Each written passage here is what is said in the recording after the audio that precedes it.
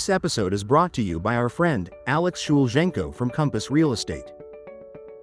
With many years of experience as a full-service licensed realtor, Alex is dedicated to helping clients achieve their homeownership dreams. As an Army veteran, he also specializes in assisting fellow veterans with VA programs to buy homes. If you're ready to buy or sell a home, be sure to reach out to Alex for exceptional service and expertise.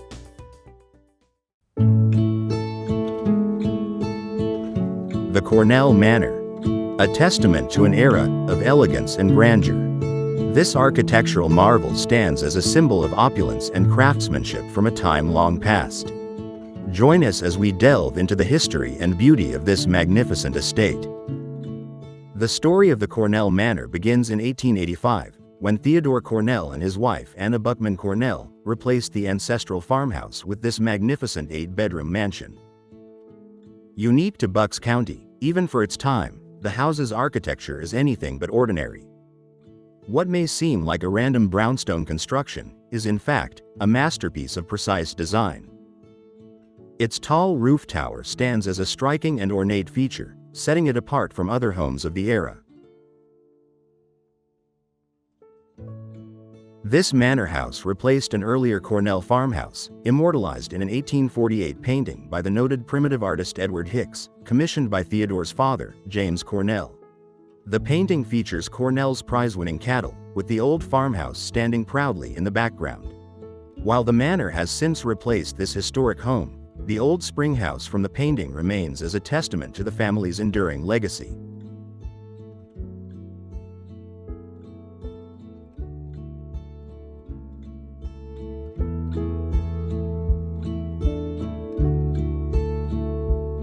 Today, we step into the world of the mansion's current proprietor, Linda Manzo, a guardian of its rich heritage and a visionary for its future.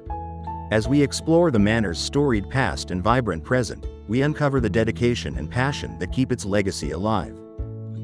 Now let's go say hello to this remarkable woman.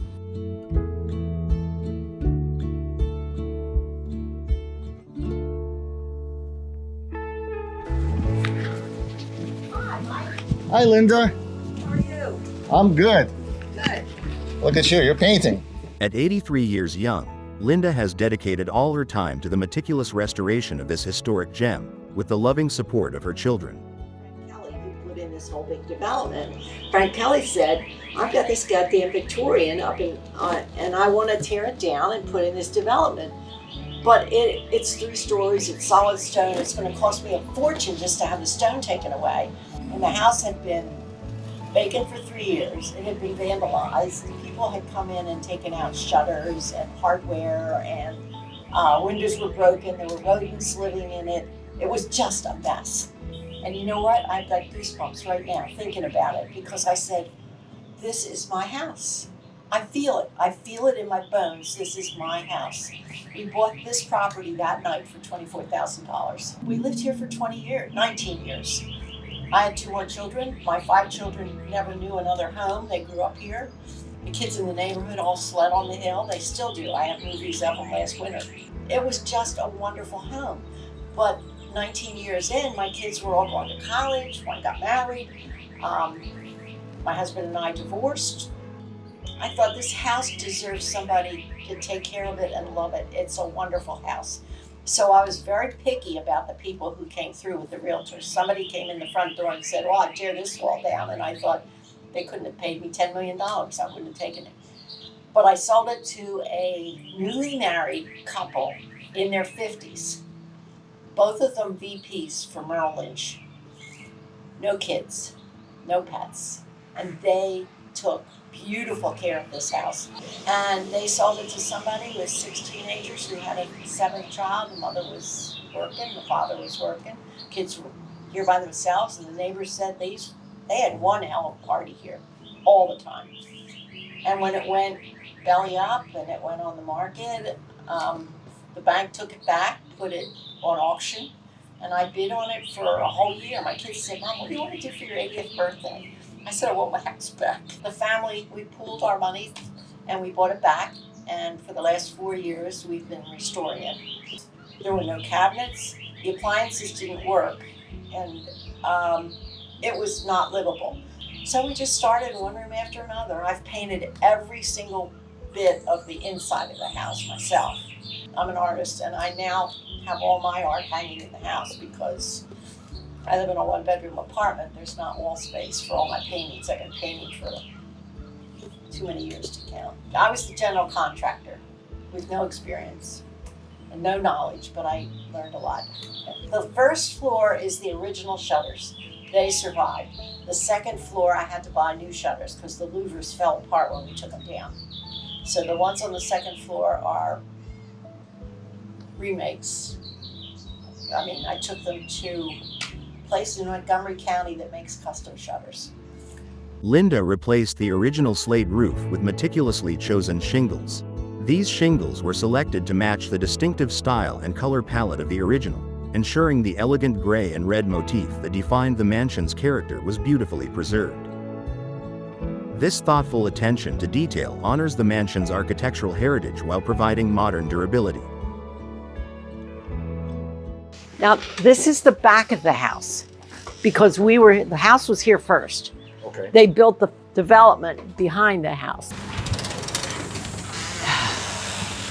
I wanted to get all the floors in the house redone, refinished. But when the guy came through, he said, "You've got a lot of rotten wood, and this is pumpkin pine, and we can't do that anymore." So what we did was we cut a big hole in the kitchen here, a huge hole, and took all of the wood that was under here to patch all the damaged parts throughout the house.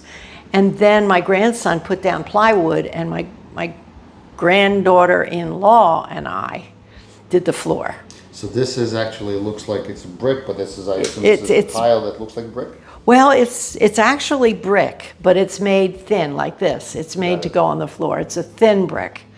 And my daughter went out to Lancaster and went to the factory and picked out 3 or 4 different kinds so that it would look textured and old. But laid it myself, and it was the funnest job I've ever had. And I furnished the whole house with gifts from friends, neighbors, relatives, family. That bench was in my mother's house for as long as I can remember. All the light fixtures, the people that left here stripped out every light fixture. Nothing was here when I moved in or when I bought it back except loose wires, hanging wires. I just had, these cabinets were made by the Amish. I drew a sketch, they made them and brought them and installed them without ever seeing the space. That cabinet was here originally. That's part of the original house. This is the dining room in here. This room was navy blue and I wanted it gold, so first I primed it, and then I put on the first coat of gold and I didn't like it, so I changed colors and had 2 coats of the second gold. So this room here has 4 coats of paint. But this is the front entrance. See, the driveway used to come in from Holland Road, and it used to come between the house and the carriage house. And according to the aerial photos, there was a circular driveway here. See, Holland Road was out here, and the driveway came in here with a circular driveway between the carriage house and the house. Remarkably, the monogram of Theodore Cornell's initials, TC, etched in the glass above the front door, has survived the test of time as a testament to Cornell's legacy. Many other decorative elements from the Victorian era have also endured. From ornate moldings to intricate woodwork, these details offer a glimpse into the artistry and craftsmanship of the past, inviting us to step back in time and experience the splendor of the Victorian age. Wow, look at that stairway. This is a beautiful stairway. It is, and fortunately it survived. Did you have to do a lot of work to it? No, the stairway was in good shape. The newel post is prominently positioned to be the first thing visitors see when they enter the house. Its grandiose design showcasing exceptional woodworking craftsmanship. Unfortunately, when Linda reclaimed the house, this piece was badly damaged and required the expertise of a skillful craftsman to be repaired. There are some really talented craftsmen left, but unfortunately they're all old.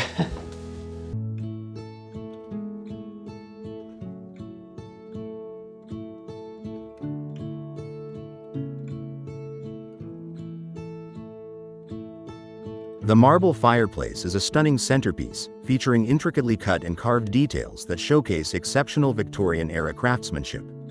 The columns are composed of stacked, multicolored marble, creating a visually captivating array of hues and textures.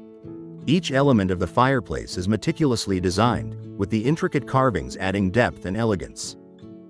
So this is the other half of the living room. I guess that one half was the ladies and the other half was the men after dinner. They retired and smoked there.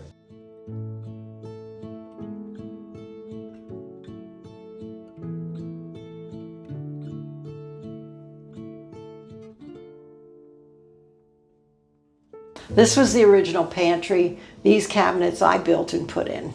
Well, I bought them at Lowe's and had them cut down and put the beadboard on them. You want to go upstairs? Sure.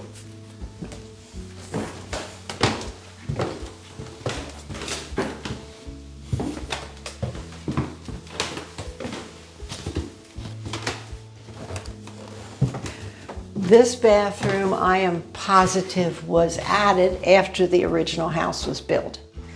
I don't think they would have put two bathrooms in, but when you strip this all down, this wall and on the other side are the only two drywall walls in the whole house. They're not plaster.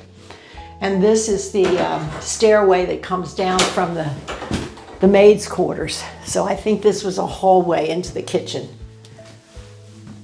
The manor has a discreet servant's side entrance, leading directly to a stairwell that ascended to the servants' quarters. This allowed staff to move about without disturbing the household, preserving the formality and privacy of the main areas. The stairwell ensured quick and easy access for the staff to their living and working spaces.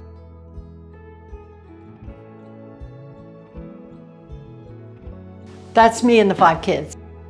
It's a beautiful photograph. Thank you. We had that done for my husband's Christmas present. No, this was the original bathroom, because over this room, there is the guy that lived here when I was in school and we were going on the school bus.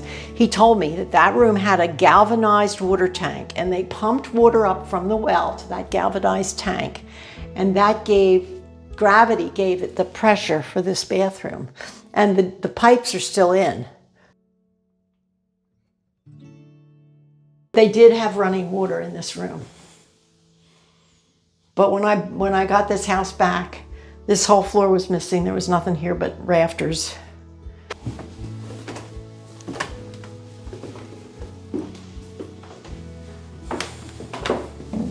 Wow, This was the master bedroom when we lived here.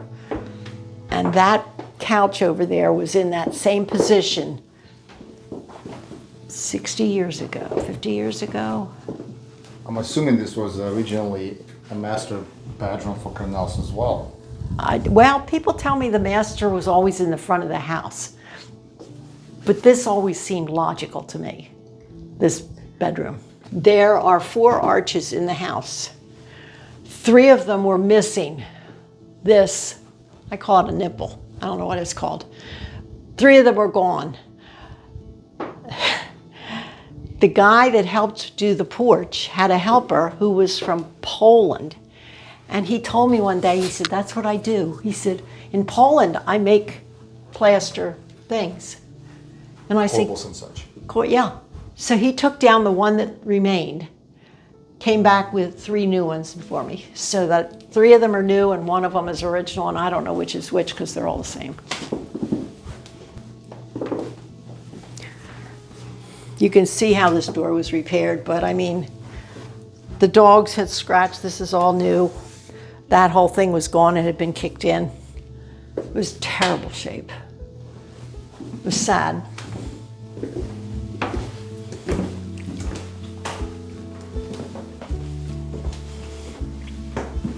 This is the 4th bedroom on this level.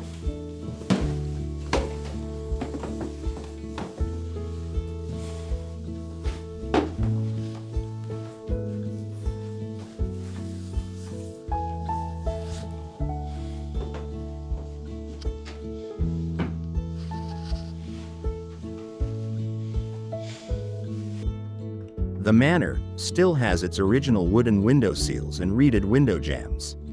The windows, with their wooden pegged construction, are rare remnants of old craftsmanship seldom seen today.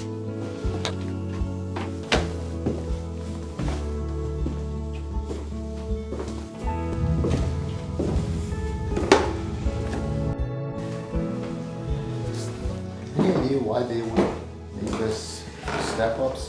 Yep, everybody asked that question, and I didn't find out until very recently. You know, the alcoves, in the rooms below, the stone wall is right there, and when you look at the outside of the house, you can see this point is part of the architectural detail on the third floor.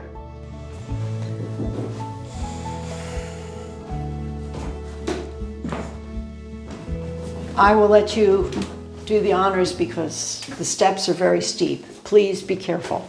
That's the widow's watch that was put in by Cornell so that he could watch the other Cornell across at the villa. And they evidently watched each other to make sure that who got their crops in first. They spied on each other.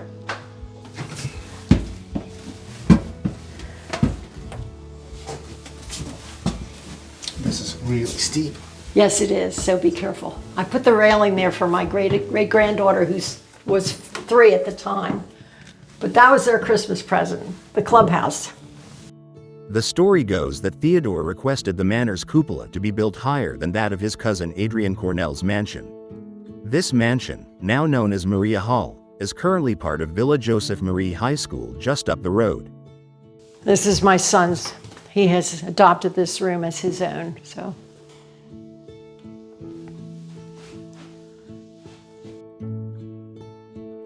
I also do quilts, and this quilt was made out of every scrap that I could come across. So when I look at this quilt, I see my granddaughter's cowboy skirt, my father's pajamas, different things that I've done. I love fabric art. This grand estate, once a symbol of opulence, has been brought back to life, its legacy now secure for future generations. The manor, a shining example of historical preservation, stands ready to share its timeless stories with the world. The Cornell Manor is a testament to the enduring spirit of our heritage, a bridge between the past and the present, whispering tales of old while embracing the promise of tomorrow.